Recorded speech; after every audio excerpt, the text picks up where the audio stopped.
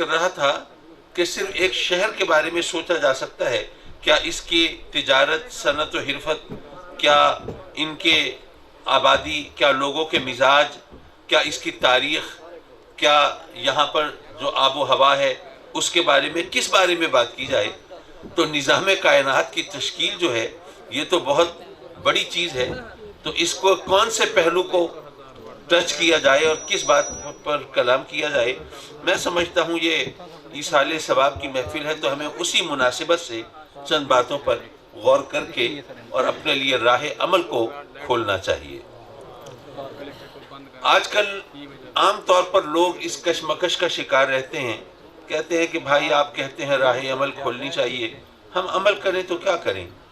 ہمیں تو مولویوں نے الجھا دیا، ہمیں سمجھ نہیں آتی، ادھر بھی مولوی ہیں ادھر بھی مولوی ہیں، یہ ان کو گالیاں دیتے ہیں وہ ان کو گالیاں دیتے ہیں، لیکن یہ بھی نمازیں پڑھتے ہیں وہ بھی نمازیں پڑھتے ہیں، یہ بھی قرآن پڑھتے ہیں وہ بھی قرآن پڑھتے ہیں، یہ بھی ماشاءاللہ باشرع دکھائی دیتے ہیں وہ بھی شریعت کے ٹھیکیدار نظر آتے ہیں۔ اب ہمیں سمجھ نہیں آتی کس کے پیچھے چلیں، کس کو رہنما مانیں اور کس کے حوالے سے ہم نجات کا راستہ تلاش کریں، کچھ سمجھ نہیں آتی، کریں تو کیا کریں؟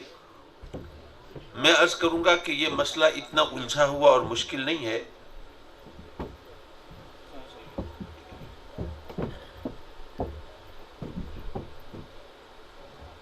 بلکہ اگر آپ غور کریں گے تو قرآن مجید میں رب کائنات نے اس مسئلے کو بڑی آسانی سے اس کو حل فرمایا ہے۔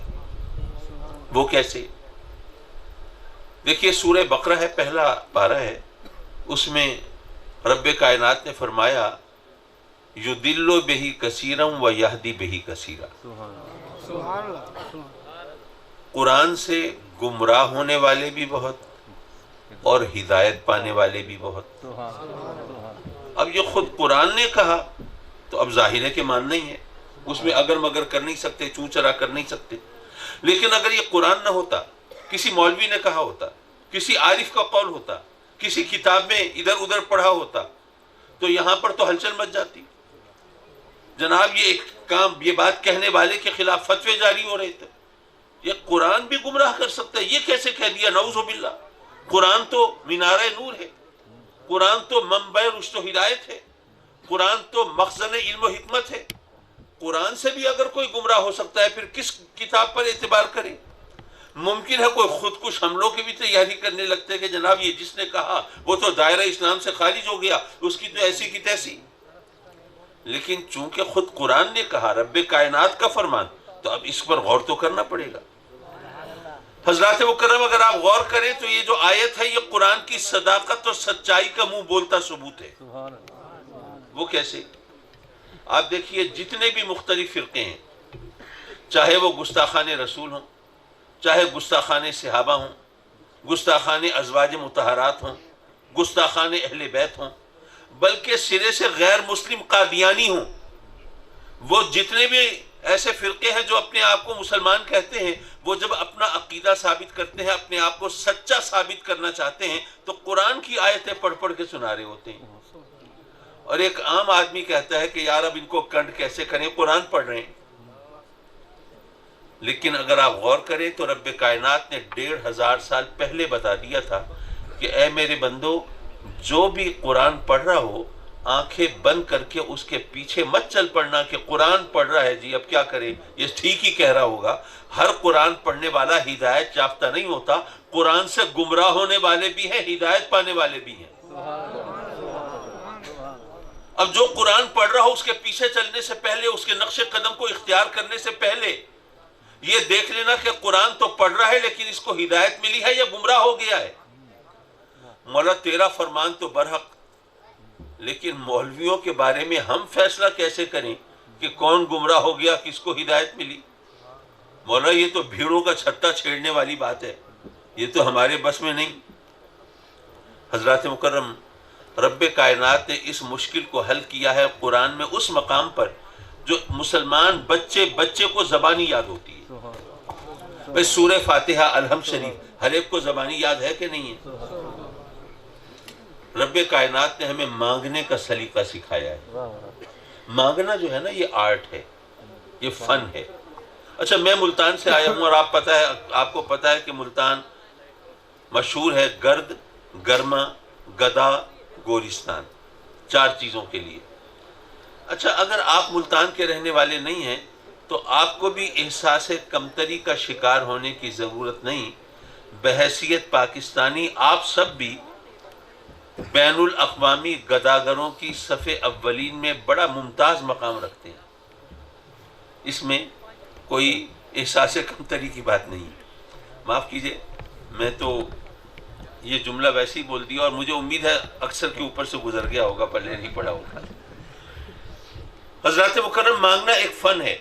آپ نے کبھی غور کیا ہے کہ کوچ اسٹیشن ہو، ایئرپورٹ ہو، ریلوے اسٹیشن ہو، اس پہ جو بھکاری ہوتے ہیں وہ بخیر سفر کی دعا دے رہے ہوتے ہیں۔ ہاسپٹلز وغیرہ کے باہر جو بھکاری ہوتے ہیں وہ صحت کی دعا دے رہے ہوتے ہیں۔ اسی طرح اگر کوئی باپ بچے کی انگلی پکڑ کے جا رہا ہو تو بچے کے سر کا صدقہ مانگ رہے ہوتے ہیں، اس کی طویل عمری کی دعا دے رہے ہوتے ہیں۔ اگر کوئی ینگ کپل جا رہا ہو، نوجوان جوڑا جا رہا ہو، تو جوڑی سلامت رہنے کی دعا دے رہے ہوتے ہیں۔ اور وہ بچپن میں سنا ہوگا آپ نے، وہ آتے تھے، دروازہ کھٹکھٹاتے تھے اور آواز لگاتے تھے، گھر کی خیر، گھر والوں کی خیر، منگتے کا بھلا ہو۔ یہ ایک انداز ہے نا مانگنے کا۔ جس سے لینا ہو اس کی جیب سے کچھ نکلوانے کے لیے کچھ فن کا مظاہرہ کرنا پڑتا ہے۔ رب کائنات نے گویا یہ فرمایا کہ اے میرے بندو، میری رحمت کو یہ گوارا نہیں کہ میرا کوئی بندہ میری رحمت سے صرف اس لیے محروم رہ جائے کہ اسے مانگنا نہیں آتا تھا۔ چلو پھر مانگنے کا طریقہ سلیقہ میں خود سکھا دیتا ہوں۔ رب کائنات نے مانگنے کا طریقہ سکھایا ہے، جس کو سورہ فاتحہ کہتے ہیں۔ سورہ فاتحہ دعا ہے، اور دعا ہم رب سے مانگتے ہیں نا۔ اس نے گویا یہ فرمایا کہ اے میرے بندو، تم جس سے مانگتے ہو پہلے اس کی تعریف کرتے ہو۔ جی آپ بڑے سخی ہیں، بڑے فیاض ہیں، بڑے دیالو ہیں۔ میں بھی بڑی تعریف سن کے آیا ہوں آپ کی کہ وہ جو بڑا سخی ہے، جو اس کے دروازے پہ جاتا ہے پھر خالی نہیں آتا ہے، میں بھی بڑی آس امید لگا کے آیا ہوں۔ پہلے اس کی تعریف کرتے ہیں، پھر اپنی بے کسی لاچاری کا نقشہ کھینچتے ہیں۔ جی میں تو بڑا غریب ہوں، نادار ہوں، قلاش ہوں، کنگال ہوں، میرے گھر میں دانے ختم ہو گئے ہیں، بچے بے روزگار ہیں، جہیز نہ ہونے کی وجہ سے بچیاں بیٹھی ہوئی ہیں۔ اپنی بے کسی کا ذکر کرنے کے بعد پھر جو کچھ مانگنے کے لیے گئے ہو وہ ذکر کرو تو کچھ نہ کچھ مل جاتا ہے، کوئی ضرورت پوری ہو جاتی ہے، مسئلہ حل ہو جاتا ہے۔ تو اے میرے بندو، پہلے میری تعریف کرو، الحمدللہ رب العالمین۔ سبحان اللہ۔ تمام تعریفیں ہیں اس اللہ کے لیے جو تمام جہانوں کا رب۔ اگر آپ غور کریں تو رب کائنات نے اس مختصر سی آیت میں، چھوٹے سے جملے میں، تمام تعریفوں کو سمیٹ کے رکھ دیا ہے۔ وہ کیسے؟ دیکھیے، اگر کوئی چھوٹا سا بچہ ہو، کوئی شائستہ ہو، ماشاءاللہ الفاظ کا انتخاب بھی اس کا بڑا عمدہ ہو، قرینہ سلیقہ بھی آتا ہو، طور طریقے بھی، ایٹیکیٹس مینر سے آپ آگاہ ہو، تو لوگ اس کو دیکھتے ہیں تو کہتے ہیں کہ یار یہ کسی اچھے گھر کا بچہ ہے، اچھے ہاتھوں میں اس کی پرورش ہوئی ہے، اس کو پالنے والے اچھے سلیقے کے لوگ ہیں۔ اچھائی نظر آ رہی ہے بچے میں، بھلائی نظر آ رہی ہے بچے میں، شائستگی، سلیقہ، طریقہ نظر آ رہا ہے بچے میں، لیکن تعریف ہو رہی ہے پالنے والوں کی۔ تو بچے میں اگر بھلائی نظر آئی تو تعریف پالنے والے کی ہے، تو پھر وہ تو تمام جہانوں کا پالنے والا ہے۔ تو پتہ یہ چلا کہ جہاں بھی کوئی اچھائی ہوگی، خوبی ہوگی، کمال ہوگا، جمال ہوگا، بھلائی ہوگی، لائق تعریف اور قابل تحسین کوئی پہلو ہوگا تو اس کا کریڈٹ اسی کو جائے گا، وہ اسی کی تعریف اسی کو سجے گی۔ تو اس لیے اس نے فرمایا کہ میری تعریف یوں کرو کہ تمام تعریفیں سمٹ کر وہاں پہ آ جائیں۔ وہ تمام جہانوں کا رب ہے، تمام کائنات کا پالنے والا، وہ رحمان ہے، وہ رحیم ہے، وہ بدلے کے دن کا مالک ہے، جس کو چاہے نواز دے، جس کو چاہے محروم کر دے۔ میری تعریف کرنے کے بعد پھر ذرا اپنی بے کسی لاچاری کا نقشہ بھی کھینچو۔ ایاک نعبد و ایاک نستعین۔ مولا ہم تیری دہلیز پر جمی سائی کرنے والے، تیری چوکھٹ پہ ماتھا رگڑنے والے، تیری عبادت و ریاضت کرنے والے، تجھ سے اپنی بندگی کا رشتہ جوڑنے والے، مولا ہم تیرے سامنے دستے سوال دراز کرنے والے، جھولیاں پھیلانے والے، تو ہم تیری بارگاہ میں بھکاری ہیں، منگتے ہیں، فریادی سوالی ہیں۔ حضرات مکرم، یہاں پر ایک بات اور کہتا چلوں۔ کچھ لوگ کہتے ہیں کہ جی دیکھیے، ایاک نعبد و ایاک نستعین، تیری ہی عبادت کرتے ہیں اور تجھی سے مدد چاہتے ہیں، تو عبادت کا اور استعانت کا، عبادت کا اور مدد مانگنے کا ذکر اکٹھا آیا ہے، تو کہتے ہیں کہ پتہ یہ چلا کہ جس طرح اللہ کے سوا کسی اور کی عبادت جائز نہیں، اسی طرح اللہ کے سوا کسی اور سے مدد مانگنا بھی جائز نہیں۔ تو اگر آپ یا مشکل کشا یا خواجہ یا دستگیر یا داتا پکارتے ہیں تو یہ شرک کرتے ہیں، کیونکہ قرآن میں اللہ نے کہہ دیا ایاک نعبد و ایاک نستعین، جس طرح اللہ کے سوا کسی اور کی عبادت جائز نہیں، اسی طرح اللہ کے سوا کسی اور سے مدد طلب کرنا بھی جائز نہیں۔ میں عرض کروں گا کہ اگر آپ یوں کہیں گے تو بات بڑی مشکل ہو جائے گی، وہ اس لیے کہ دنیا تو چلتی ہی امداد باہمی کے نظام پہ ہے، ایک دوسرے کی مدد کیے بغیر یہ دنیا کا نظام ہی برپا نہیں ہوتا، بلکہ رب کائنات نے قرآن مجید میں اپنے بندوں کو خود حکم دیا تعاونوا علی البر والتقوی، نیکی اور تقوی کے کاموں میں ایک دوسرے کی مدد کرو، ایک دوسرے کے ساتھ تعاون کرو۔ تو اگر مدد مانگنا یا مدد کرنا صرف اسی کا کام ہے تو رب کائنات نے قرآن مجید میں کیا معاذ اللہ ہمیں شرک کا حکم دیا ہے؟ اسی طرح حدیث شریف میں آتا ہے کہ اگر تم سفر کر رہے ہو اور کہیں جنگل میں راستہ بھٹک گئے ہو، اب پریشان ہو، تمہیں سمجھ نہیں آتا کہاں جاؤ، تو تم پکارو عینونی یا عباد اللہ، عینونی یا عباد اللہ، اے اللہ کے بندو جن کو اللہ نے مدد کے لیے مقرر کیا ہوا ہے میری مدد کرو، اس مصیبت سے نکلنے میں میرے ساتھ تعاون کرو، مدد کرو۔ اور یہ ہم سب جانتے ہیں کہ ہمیں کہا گیا ہے نا، بھلائی کے کاموں میں، نیکی کے کاموں میں ایک دوسرے کے ساتھ تعاون کریں، مدد کریں، ایک دوسرے کے حقوق ادا کریں، اس پر اسلام نے کتنا زور دیا ہے۔ تو اگر یہ نہیں کریں گے تو ظاہر ہے کہ پھر ہم اسلام پر ہی عمل نہیں کر سکتے۔ تو پتہ چلا کہ مدد کرنا تو لازمی ہے۔ کہنے لگے کہ جی دراصل بات یہ ہے کہ وہ مجازن مدد کی بات ہے، حقیقتاً مدد کرنے والا اللہ ہے۔ میں نے کہا اچھا چلیے، یہ بات تو ہم بھی مانتے ہیں، اس میں کوئی شبہ تو نہیں، حقیقتاً مدد کرنے والا اللہ ہے، لیکن اگر عبادت اور استعانت دونوں کو اکٹھا کہتے ہو تو پھر مطلب یہ ہوا کہ جس طرح مجازن اللہ کے سوا کسی اور سے مدد مانگنا جائز ہے، تو پھر مجازن اللہ کے سوا کسی اور کی عبادت کرنا بھی جائز ہونا چاہیے۔ لیکن ظاہر ہے کہ اللہ کے سوا کسی کی عبادت حقیقتاً مجازن کسی انداز سے جائز نہیں، معبود حقیقی بس وہی ہے، اس کے سوا کسی کی عبادت جائز نہیں۔ تو عبادت اور استعانت کا ذکر اکٹھا کیوں آیا؟ یہ سوال پھر اپنی جگہ رہ گیا، تو اس کو سمجھ لیجئے، بڑا آسان سا جواب ہے۔ دیکھیے اللہ ہمیں طریقہ سکھا رہا ہے بندگی کا، طریقہ سکھا رہا ہے اپنی بارگاہ میں سوال کا، مانگنے کا۔ اب جب اس نے ہمیں کہا کہ ہم اس کی بارگاہ میں عرض کریں مولا ہم تیری عبادت کرتے ہیں، تو عبادت کا تو لوگوں کے اندر غرور پیدا ہو جاتا ہے۔ وہ عبادت کا غرور تو ابلیس کو بھی لے بیٹھا تھا، جو کہتا تھا کہ میں نے تو زمین آسمان کے چپے چپے پہ سجدے کیے، میں اس کو سجدہ کیوں کروں جس کی ابھی تخلیق ہوئی ہے، جس نے ابھی ایک سجدہ بھی نہیں کیا۔ عبادت کا غرور تو بڑی بری چیز ہے، یہ انسان کو لے ڈوبتا ہے۔ اب رب کائنات ہمیں بندگی کا سلیقہ سکھا رہا ہے کہ اے میرے بندو مجھ سے بندگی کا اقرار کرو، ہم نے بندگی کرنی ہے، غرور نہیں کرنا، عاجزی کرنی ہے۔ لیکن جب کہا کہ ہم تیری عبادت کرتے ہیں تو اس جملے سے یہاں پہ غرور اور فخر کا شائبہ پیدا ہو سکتا تھا، انسان کے ذہن میں یہ خیال آ سکتا تھا۔ تو رب کائنات نے کہا کہ ساتھ ہی یہ بھی کہہ دو وَإِيَّاكَ نَسْتَعِينُ، مولا ہم کون ہیں تیری عبادت کرنے والے، جب تک تیری مدد ہمارے شامل حال نہ ہو ہم تو تیری عبادت بھی نہیں کر سکتے۔ نعرہ تکبیر، نعرہ رسالت، فیضان حضور غزالی زمان، فیضان حضور غزالی زمان۔ ہم تو تیری عبادت کے لیے بھی تیری مدد کے طلبگار ہیں۔ رب کائنات نے پھر فرمایا کہ اب تم یہ رسمیں پوری کر چکے، اب سوال کرو مجھ سے۔ ویسے تو تم مجھ سے بہت کچھ مانگو گے، اور ظاہر ہے کہ مجھ سے نہیں مانگو گے تو کس سے مانگو گے؟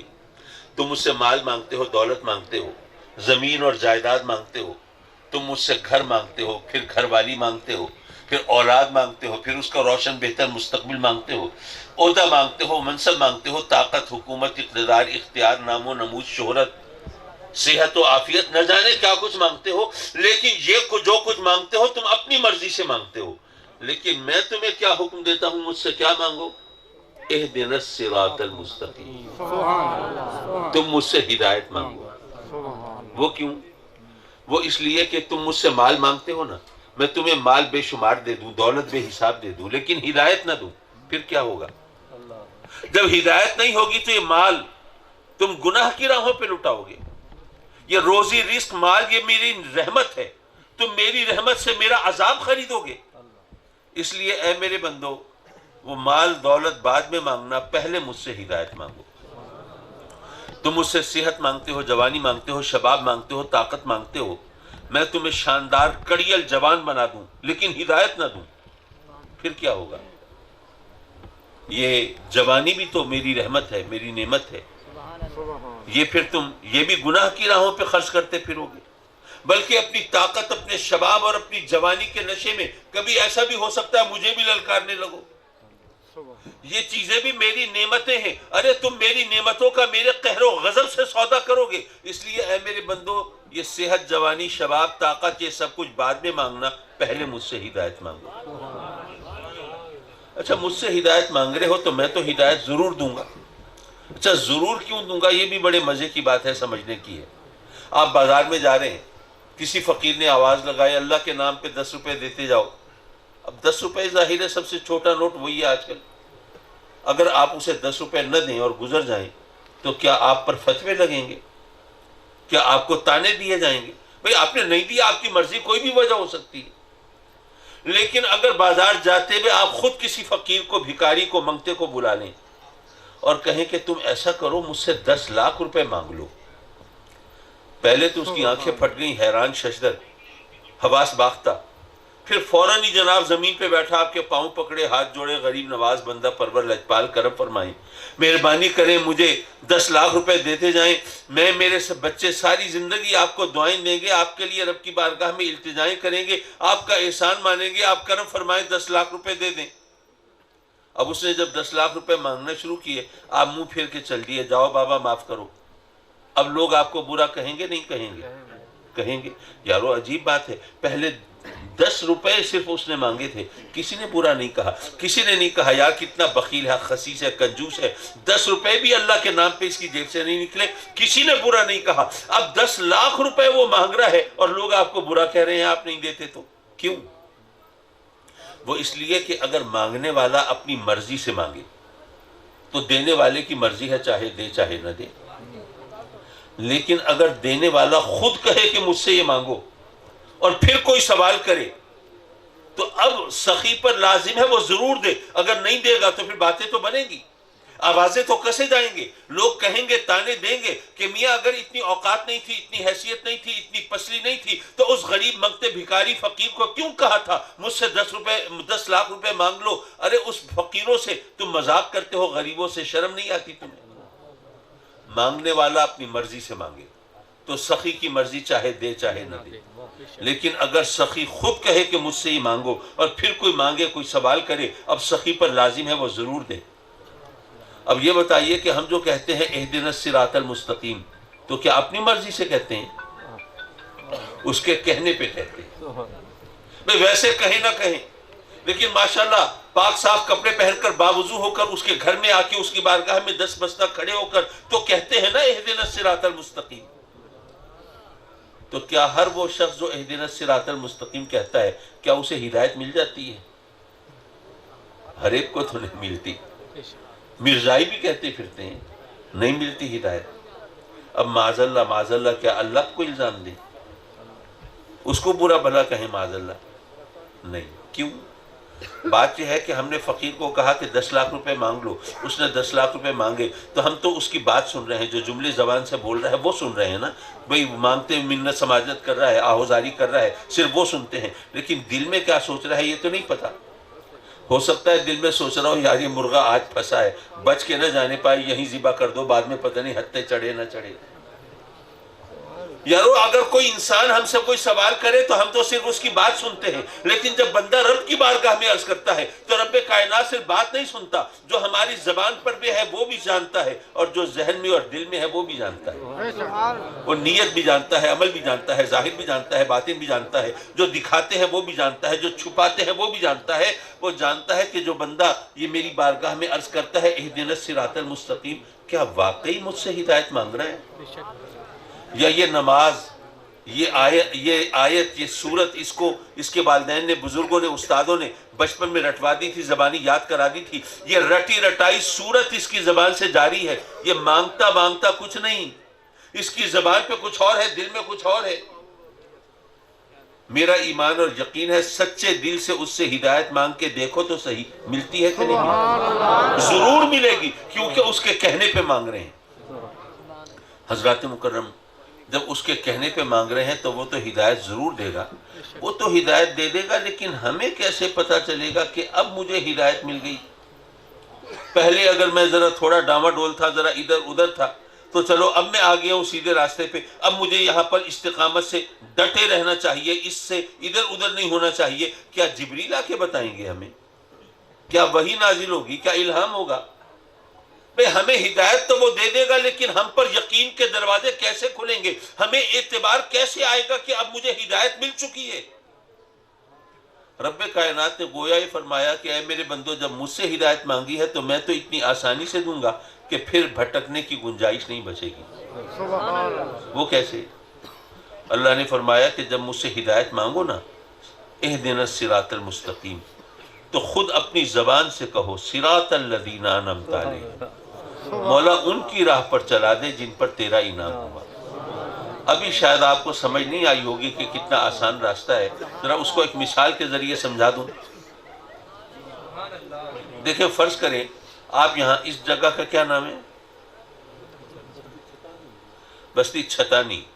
بستی چھتانی کے رہنے والے ہیں فرض کیجئے، اور آپ کا کوئی عزیز، کوئی دوست آ رہا ہے لاہور ایئرپورٹ پر کہیں باہر کے ملک سے، اور آپ نے اس کو ریسیو کرنا ہے، تو آپ کے پاس اپنی گاڑی ہے، اپنی سواری ہے، اپنا ڈرائیور ہے، آپ یہاں سے چلتے ہیں، لاہور پہنچتے ہیں۔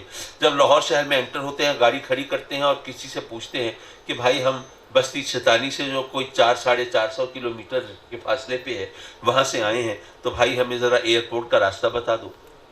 ان لوگوں نے سوچا کہ یار یہ اتنی دور سے آئے ہیں تو ان کو ذرا صحیح طرح راستہ بتا دے پوری تفصیل سے، تاکہ ان کو بھٹکنے کی گنجائش نہ بچے۔ انہوں نے آپ کو پوری تفصیل سے بتانا شروع کیا کہ دیکھو بھائی، سامنے راؤنڈ اباؤٹ نظر آ رہا ہے، اس سے سیدھے ہاتھ پہ مڑ جانا، آگے ایک فلائی اوور آئے گا، اس کے نیچے سے گزر جانا، آگے ایک چوک آئے گا، اس سے فلاں سڑک نکل رہی ہوگی، اس سڑک پہ چڑھ جانا، آگے پھر ایک راؤنڈ اباؤٹ آئے گا، اس سے سیدھے گزر جانا، پھر ایک فلائی اوور آئے گا، اس کے اوپر سے گزر جانا۔ آپ سن کے حیران پریشان، میں بھائی بستی چھتانی سے آیا ہوں، وہاں فلائی اوور نہیں ہے، وہاں راؤنڈ اباؤٹ بھی نہیں ہے، اتنے چوک بھی نہیں ہے، اتنی سڑکیں بھی نہیں ہیں، اتنی گاڑیاں بھی نہیں ہیں، اتنی ٹریفک کا ہجوم بھی نہیں ہے۔ بھائی میں اتنے 400-500 کلومیٹر سے چلا آیا ہوں، اب 10-20 کلومیٹر کی بات رہ گئی ہے، خدا کے واسطے مجھے ایئرپورٹ تک پہنچا دو۔ آپ کی پریشانی دیکھ کے ایک بندہ آیا آپ کے پاس، بہت پریشان ہو، ایئرپورٹ جانا ہے، تمہاری خوش نصیبی ہے، پریشان ہونے کی ضرورت نہیں، اتفاق سے میں بھی ایئرپورٹ جا رہا ہوں، تو ایسا کرو اپنی گاڑی میری گاڑی کے پیچھے لگا لو، سیدھے ایئرپورٹ پہنچ جائیں گے۔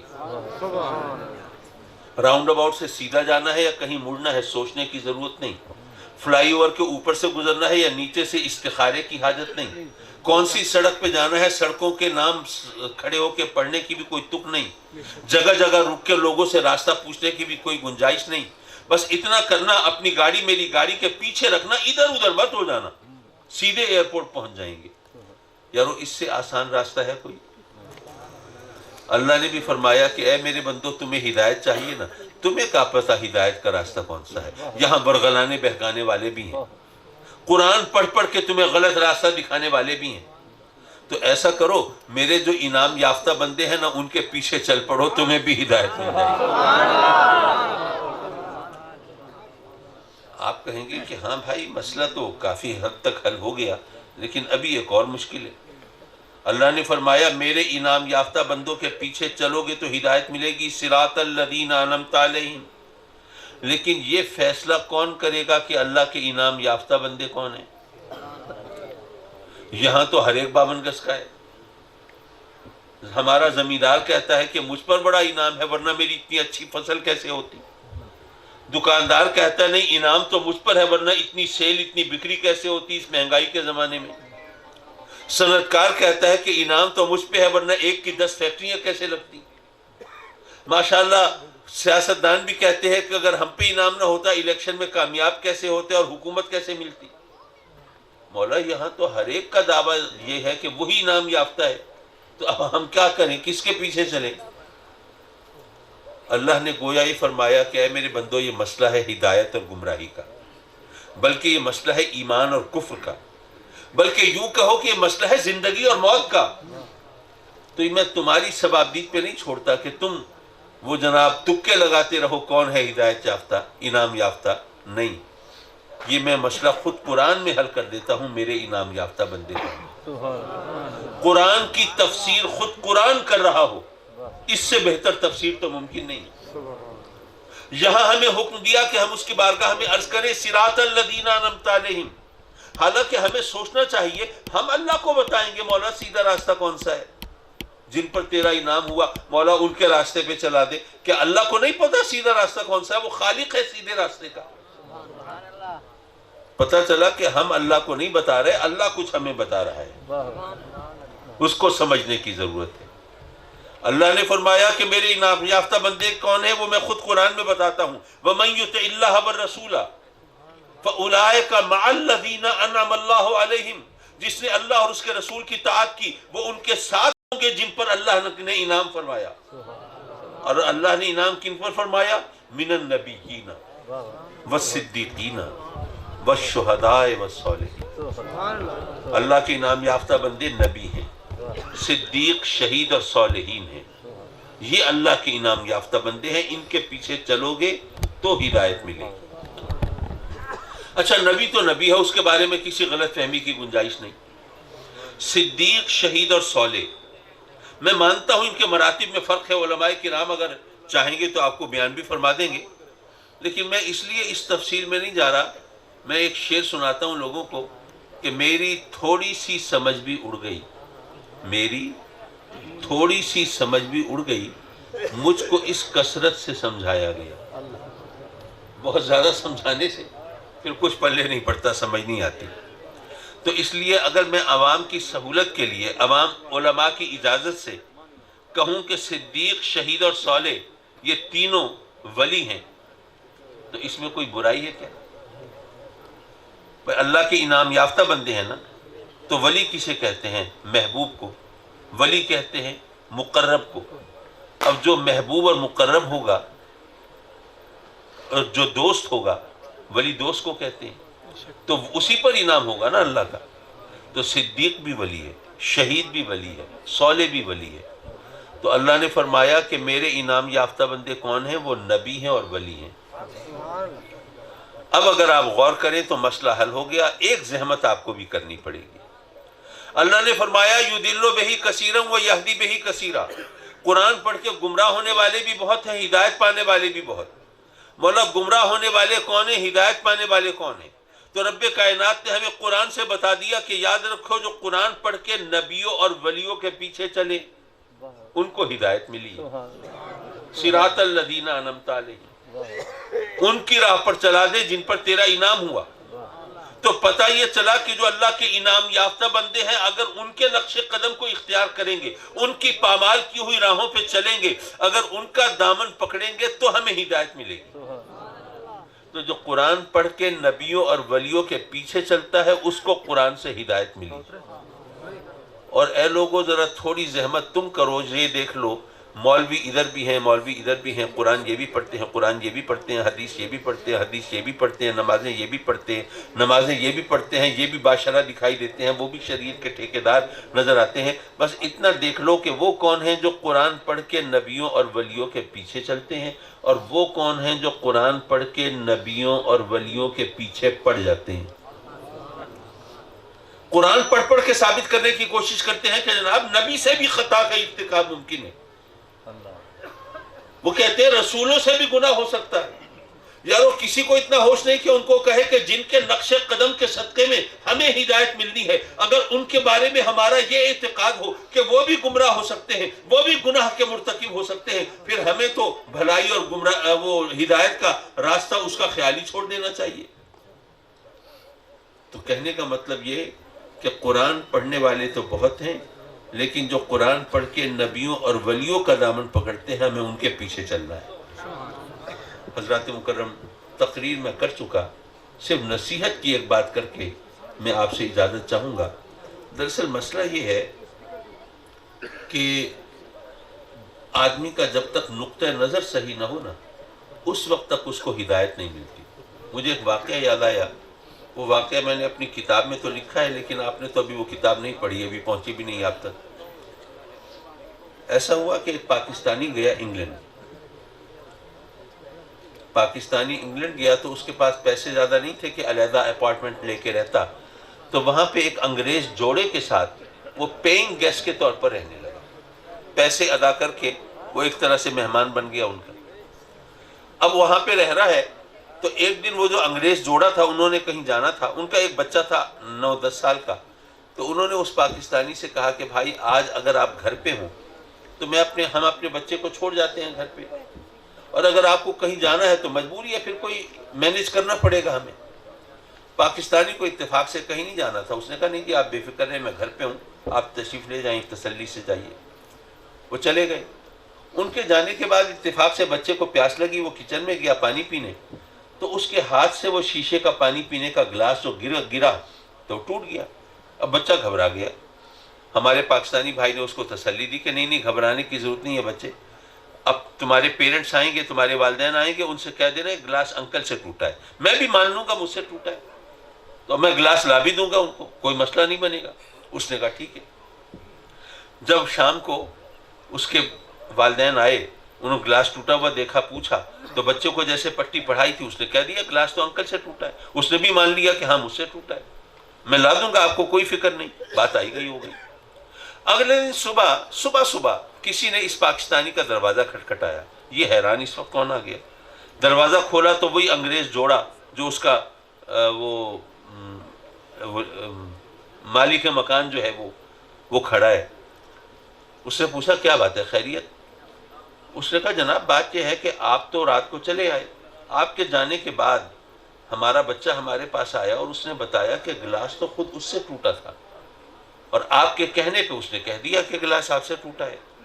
تو معاف کیجئے، ہم نے تو آپ کو بڑا اچھا شریف آدمی سمجھ کے اپنے گھر میں جگہ دی تھی، لیکن ہمیں یہ نہیں پتا تھا کہ آپ ایسے شخص ہیں کہ چند گھنٹوں کے لیے ہم اپنا بچہ آپ کے پاس چھوڑ کے گئے ہیں اور اتنی دیر میں آپ نے اس کو جھوٹ بولنا سکھا دیا،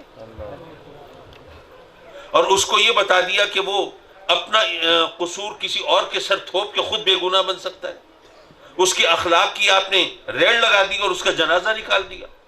تو معاف کیجئے، ایسا بندہ تو اپنے گھر پہ نہیں چاہیے۔ چند گھنٹوں میں آپ نے یہ کیا ہے، مستقل رہے تو پتہ نہیں کیا کریں گے، نہیں یہاں سے آپ بوریا بستر سمیٹی اور چلتے بنیے۔ میں سوچنے لگا کہ وہ پاکستانی بعد میں اپنے گھر والوں یا دوستوں میں بیٹھ کے کہہ رہا ہوگا کہ یار یہ نیکی کا زمانہ ہی نہیں ہے، میں نے تو ان کے ساتھ بھلائی کی تھی، وہ بچے کا قصور اپنے سر لے لیا تھا، انہوں نے یہ صلہ دیا مجھے کہ مجھے گھر سے ہی نکال دیا۔ یارو بات تو نقطہ نظر کی ہے نا، آپ کس زاویے سے دیکھتے ہیں، کس طرح سے سوچتے ہیں۔ حضرات مکرم، ہم رب کی بارگاہ میں جب التجا کرتے ہیں مولا ہمارے عزیزوں کو بخش دے، تو لوگ کہتے ہیں کہ نہیں جی ایصال ثواب جائز ہی نہیں ہے۔ اگر ایصال ثواب جائز نہیں ہے تو پھر مغفرت کی دعا جائز کیوں ہے؟ وہ کہتے ہیں نا کہ آدمی نے جو کر دیا لیس الانسان الا ما سعی، اور جو کچھ بھی آدمی نے کیا ہے نامہ اعمال تو بدل نہیں سکتا۔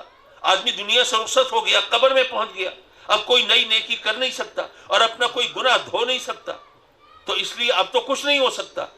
تو پھر جب کچھ نہیں ہو سکتا تو پھر دعائے مغفرت کا مطلب کیا ہے؟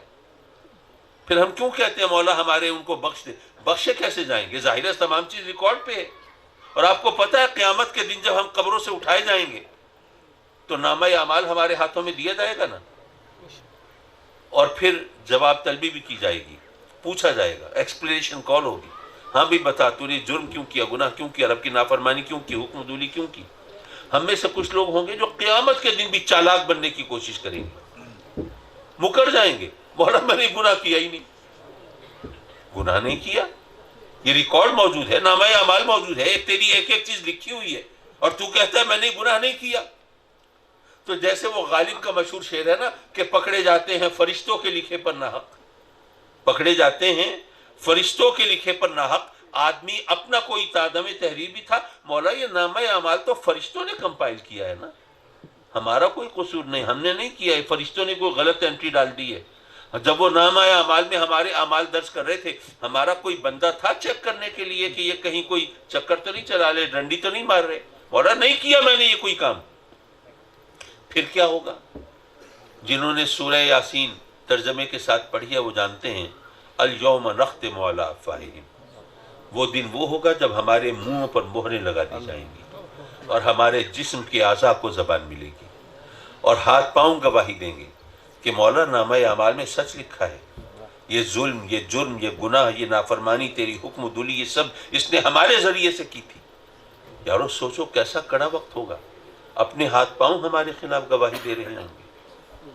حضرات مکرم، کہنے کا مطلب یہ تھا کہ تمام چیزیں ریکارڈ پر آ رہی ہیں اور رب کی بارگاہ میں ہم وہ سب پیش ہوں گی، لیکن سوال یہ ہے کہ اگر ہم نے جو کر لیا بس کر لیا، بات ختم ہو گئی اور اس کی کوئی مغفرت کی صورت نہیں بنتی، تو ہمیں کیوں کہا گیا اب ہر نماز کے اندر اپنے والدین کی مغفرت کی دعا کرتے ہیں؟ تو وہ دعا کرتے ہیں جو کبھی قبول ہی نہیں ہو سکتی۔ بھئی ظاہر ہے اگر مغفرت نہیں ہو سکتی، اگر ایصال ثواب جائز نہیں ہے، تو پھر یہ تو ڈھکوسلا ہوا نا، پھر تو مولویوں کے کھانے پینے کے بہانے ہوئے۔ اس لیے ان لوگوں کے شر سے محفوظ رہیے اور اپنا نقطہ نظر صحیح رکھیے تاکہ آپ صراط مستقیم پر رہیں اور آپ کو کوئی ورغلا نہ سکے، بھٹکا نہ سکے۔ اور میں بھی رب کی بارگاہ میں التجا کرتا ہوں اپنے محترم جامع اجاز صاحب کے لیے، ان کے بزرگوں کے لیے، ان کے والد کے لیے، کہ رب کائنات اپنے کرم سے ان کی مغفرت فرمائے، جنات الفردوس میں اعلیٰ مقام دے اور ان کے لیے اپنی رحمتوں کے دروازے کھول دے اور ان کو اپنی مغفرت سے سرفراز فرمائے۔ وآخر دعوانا ان الحمدللہ رب العالمین۔